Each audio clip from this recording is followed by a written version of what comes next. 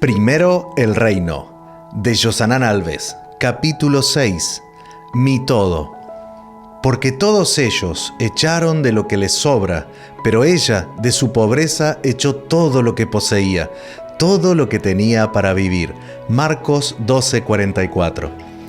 Si las insondables riquezas de Cristo no merecen sufrir por ellas, es bueno saberlo ahora y dejar de jugar a la religión. Fauser.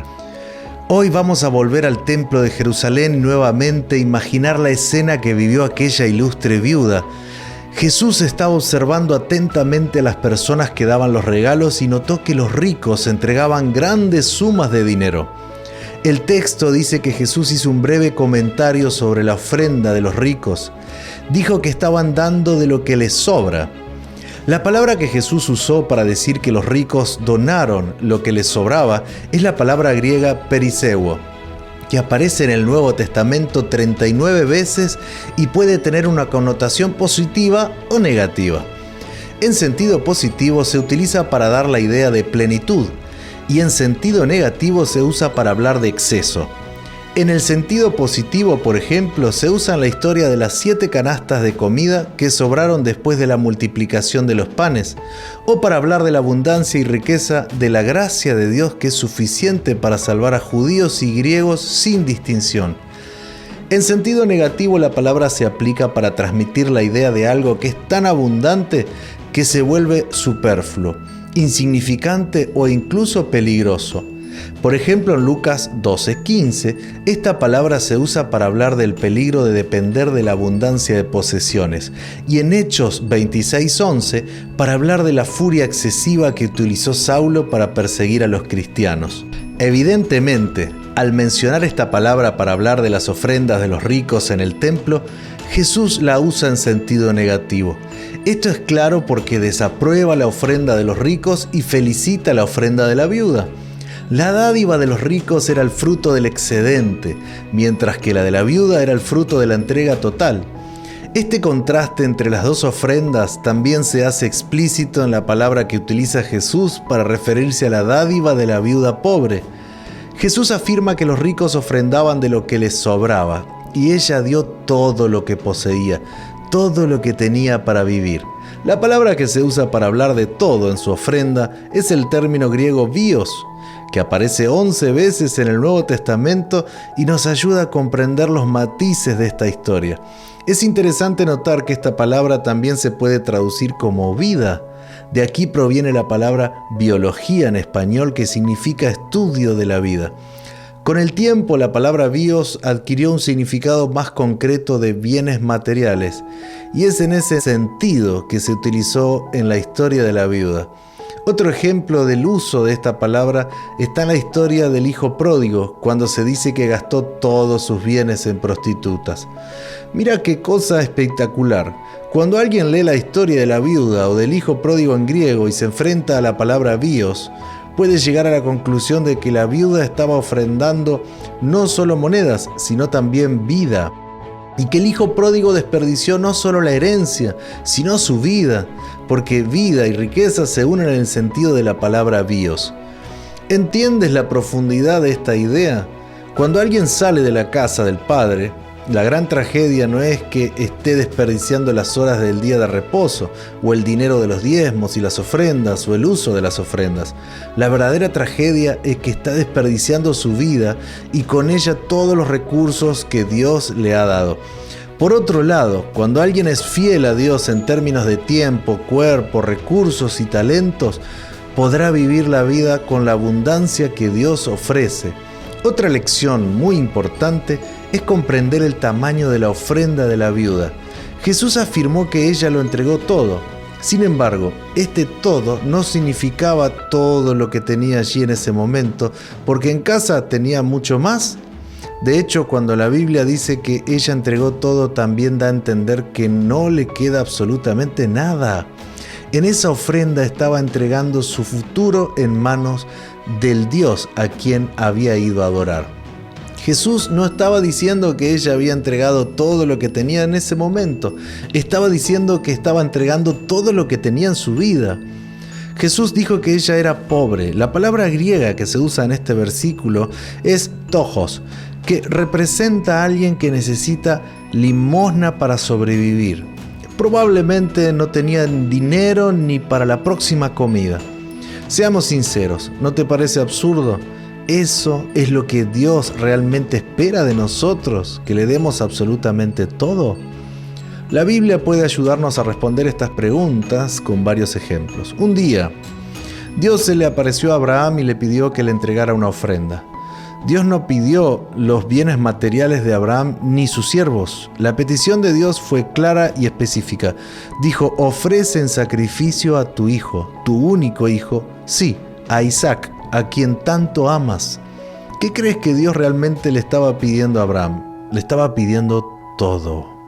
Un día, un joven que tenía muchas riquezas fue a hablar con Jesús y le preguntó qué hacer para obtener la vida eterna.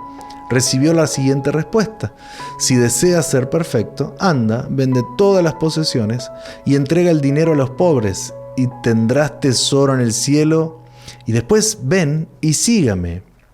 ¿Qué estaba pidiendo Jesús a ese joven? Todo. Es interesante notar que cuando el joven se fue triste porque tenía muchas posesiones, Jesús no corrió tras él y le dijo: vuelve, cálmate. Hablaba en parábolas: solo tienes que entregar los diezmos y las ofrendas y todo va a estar bien. No, el dinero se había convertido en un dios en la vida de ese joven y solo una rendición completa sería aceptable. Si leemos la Biblia con honestidad, llegaremos a la conclusión de que Dios realmente quiere todo. Por eso felicitó a la viuda por entregarlo todo. Es el estándar de entrega que Dios espera de cada uno de nosotros. Un día, una madre de 5, al escuchar un sermón, decidió dar como sacrificio lo que tenía por la causa de Dios. Al regresar a casa, buscó entre sus pertenencias algo que pudiera ofrendar, pero se dio cuenta de que su extrema pobreza no le permitía tener nada que fuera útil o valioso. De repente observó a sus 5 hijos, 3 niñas y 2 niños. Luego fue a su habitación y expresó la siguiente oración: Señor, no tengo riquezas materiales que puedan ser útiles para tu causa, pero tengo 5 hijos, y en ese momento los dedicó a las misiones. Úsalos como misioneros. Unos años más tarde, todos sus hijos comenzaron a servir en la causa de Dios como misioneros. Una historia como esa es emocionante, ¿no? Es este tipo de entrega total lo que la historia de la viuda nos invita a hacer. No solo es una cuestión de cuánto devuelves de los diezmos y las ofrendas, o cuántos sábados guardas, o qué tipo de comida consumes. Es una cuestión de entrega completa. Todo lo que tenemos y somos debe estar en las manos del Señor. Necesitamos entender que Dios quiere todo y que hasta que no entreguemos todo, en realidad no estamos entregando nada. El enemigo quiere engañarnos haciéndonos pensar que es suficiente conceder una parte de lo que tenemos. A veces nos engañamos a nosotros mismos al pensar que es suficiente conceder una parte de lo que tenemos o somos.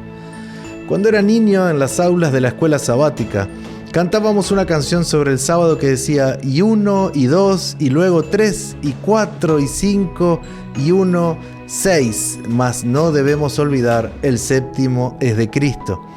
Crecí cantando esta canción y pensando que a Dios solo le pertenecía el sábado y que los demás días eran míos. El sábado era el día de no hacer y los otros 6 días, como eran míos, eran los días del todo se puede. No estoy de acuerdo con el concepto de esa canción. Bíblicamente, no debemos transmitir la idea de que en una semana Dios solo quiere un día y los demás son completamente míos. Dios quiere que aprenda a caminar con Él todos los días, no solo el sábado. Necesito buscar a Dios, disfrutar de su presencia, tener adoración personal y familiar los domingos, lunes, martes, miércoles, jueves y viernes y sábados también. El sábado es un día exclusivo para estar en la presencia de Dios, pero no es el único día para eso. Un día estaba hablando con un amigo y pastor experimentado sobre mi preocupación por el pequeño número de fieles en los servicios de oración del miércoles. Me hizo reflexionar con las siguientes palabras: mi mayor preocupación no es con la iglesia vacía en los servicios de los miércoles, sino con la iglesia llena los sábados por la mañana, pero llena de gente vacía de Dios por haber pasado toda la semana lejos de Él.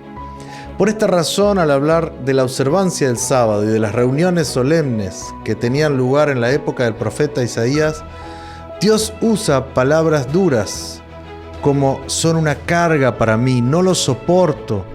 Cuando levanten las manos para orar no voy a mirar, aunque hagan muchas oraciones no voy a escuchar. Dios no se opone al sábado, de hecho está acusando a las personas que fueron al templo el sábado con el corazón lleno de iniquidad. Personas que pensaban que el sábado era un requisito que debía cumplirse y no un día para celebrarlo. El verdadero sábado bíblico es una celebración de la presencia de un Dios con el que aprendí a pasar toda la semana. Dios te quiere a ti, no solo lo que tienes. Dios te quiere, no solo 4 horas a la semana el sábado por la mañana. Solo cuando entreguemos cada cosa por completo seremos realmente felices. Lo mismo ocurre con nuestros recursos económicos. Dios quiere todo lo que tenemos. Lo que le damos a la iglesia mediante los diezmos y las ofrendas es solo una declaración de la comprensión de que todo lo que queda en nuestras manos todavía pertenece a Dios.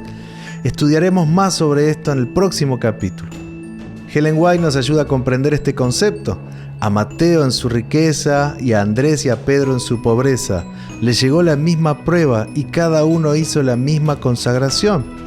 En el momento del éxito, cuando las redes estaban llenas de pescados y eran más fuertes los impulsos de la vida antigua, Jesús pidió a los discípulos a orillas del mar que lo dejasen todo para dedicarse a la obra del Evangelio. Así también es probada cada alma para ver si el deseo de los bienes temporales prima por sobre el de la comunión con Cristo.